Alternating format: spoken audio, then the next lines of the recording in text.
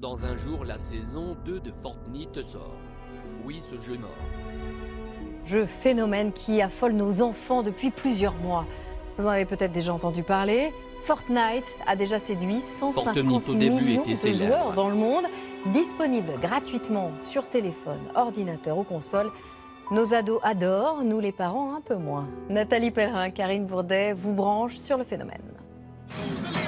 Dans les magasins, les appartements, sur les Champs-Élysées ou au bord des skateparks, c'est un phénomène. Ces danses ne vous disent peut-être rien, mais elles viennent toutes d'un jeu vidéo. Est-ce que vous connaissez Fortnite? Oui, Ah bah voilà, il connaît, pas moi. Pour moi, ça me dépasse. vous êtes 100 sur une île et après on doit s'entretuer et il doit y avoir un seul vainqueur. Quand on tue des gens, on danse pour montrer qu'on est plus fort qu'eux. Même les sportifs internationaux ont succombé au phénomène. Le jeu fonctionne sur ordinateur, console et téléphone. Du coup, certains adolescents jouent partout et tout le temps. À Fortnite, je joue 3 heures. Fortnite, par exemple, j'y joue souvent à la bibliothèque, pas loin de chez nous, et avec les copains, on y va. Et on s'amuse bien. Le jeu explose des records. Jusqu'à 3,5 millions de joueurs se sont affrontés simultanément il y a quelques semaines. Alors la question s'impose, qu'est-ce qui leur plaît autant? C'est peut-être ce petit côté dessin animé, cartoon qu'on aime bien, et surtout le côté construction, de s'élever. On ne voit pas dans les autres jeux. Tu peux construire des bases, des châteaux, ce que tu veux, pour protéger des ennemis. Ces deux amis se retrouvent régulièrement pour jouer. Tu peux venir les voir. Et si le jeu est gratuit, certaines options sont payantes. Beaucoup de personnes qui achètent. Donc là, il y a la boutique, par exemple. Et dans la boutique, tu as des danses, par exemple, comme la danse mort-vivant. J'aime ça, par exemple. C'est quelque chose qu'on aime.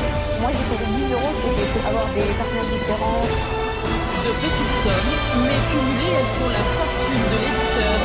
Elles peuvent aussi coûter très cher aux parents s'ils ne surveillent pas les achats. C'est ça. Et n'oubliez pas le gros coup commercial qu'ils ont fait. Dimanche soir, avec une nouvelle saison qui devait être lancée, de nouvelles options, de nouveaux jeux. Sauf que voilà, dimanche soir, à 20 h, les joueurs ont vu leur jeu disparaître. Et ils sont à cran. Vous allez voir les réactions de ces joueurs, et notamment avec ce youtubeur qui commente le moment où il est en train de jouer. Et là, bah, ça s'arrête. What? Regarde la map, elle se déforme. Mais ça va être une nouvelle map. Non. Voilà, Oh, mon Dieu. Y'a plus rien, mec, y'a plus rien. Ah mec, je suis en colère, ils auraient dû le maintenir. Même si j'ai arrêté d'y jouer depuis un moment, ils auraient dû le maintenir. J'ai des frères qui jouent tout le temps à Fortnite, donc oui, ça va les mettre en colère. Et ouais mec, je suis en colère. Regardez aussi ces enfants qui ont vraiment pété un câble. J'ai pas une autre expression. Alors, cet enfant qui est en larmes en découvrant sa tablette inactivée, celui-ci, ce petit anglais qui a carrément cassé la télé. Il pensait donc pour les parents. Et donc depuis dimanche. Ah ouais, c'est sûr. Ça lui fait du bien de Il n'est pas prêt de la revoir, la télé. Parce que depuis dimanche soir, regardez ce qu'on voit si on joue à Fortnite. Un trou noir qui est diffusé en live sur Internet.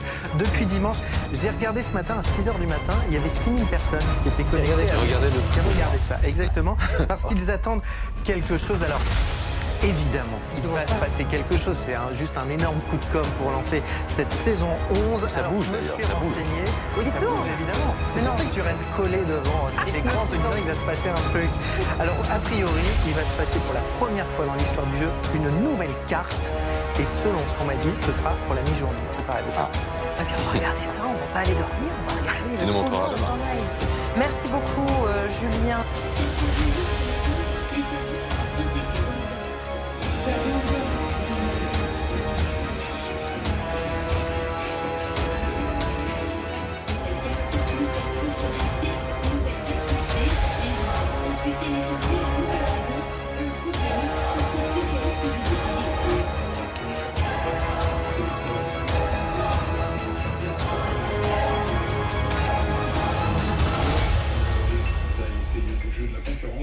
Et aujourd'hui, Epic Games, c'est un petit peu le seul éditeur de jeux vidéo qui peut se le permettre.